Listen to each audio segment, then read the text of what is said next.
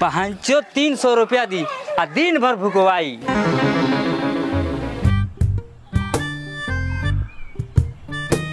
लड़िया पके बान्ह तार गोरिया देख के गोरिया चलाए।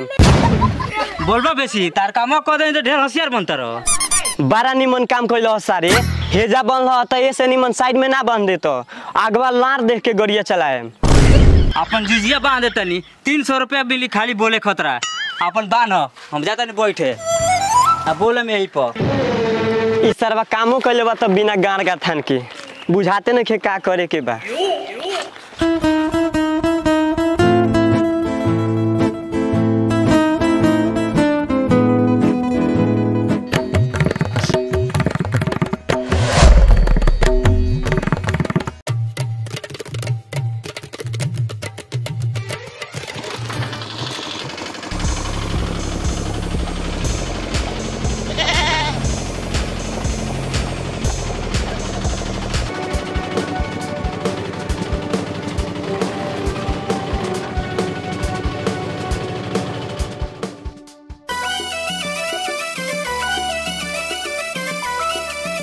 का देख ले बड़ा गांव में घुस गई सब बोला कुछ चालू करो।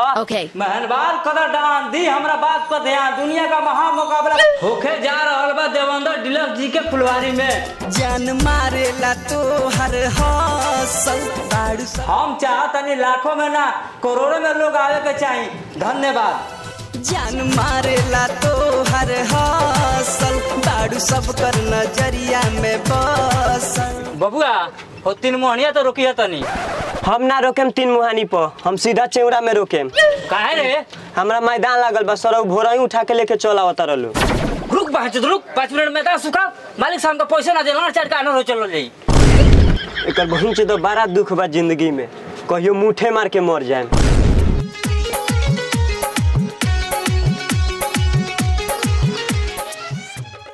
मौका का फायदा उठाई कबड्डी देखे आई फिर इस मौका ना मिली बार बार।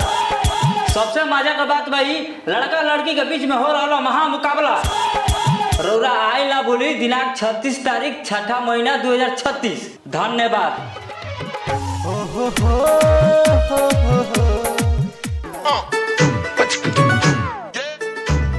ला बाबू भौजी का फोन आइल पर जल्दी के बतिया के फ्री फायर खेले के बा। ओह यस ये बहन से दो फ्री फायर बाद में खेल ली है।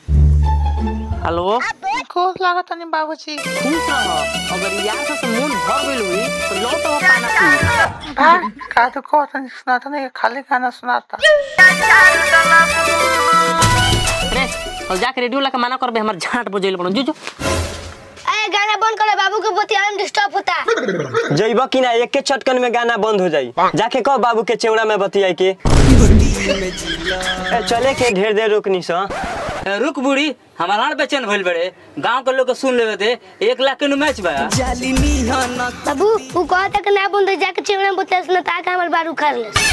बहू तन तू लाइने पर थम हम एगो रंगदार का रंगदारी निकाल के आवतनी। माई के चोदो कौन बहन चो झाट खड़ा कलो सरे कामना के पड़ गइल बा पैंट खोल झाट के साथ साथ दूजियो लोद दे।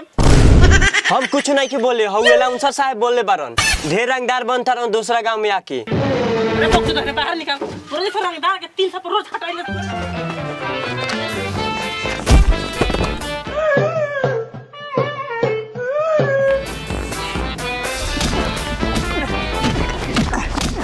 अरे सरत ने जी बहुत का कर रे यहां पिटाता नहीं लोग का मार काटा नहीं खे आई रुको हम ही आवतन बुढ़ऊ के भूत झारे जा सारे एगो बुढ़वा मार देलो तारा के।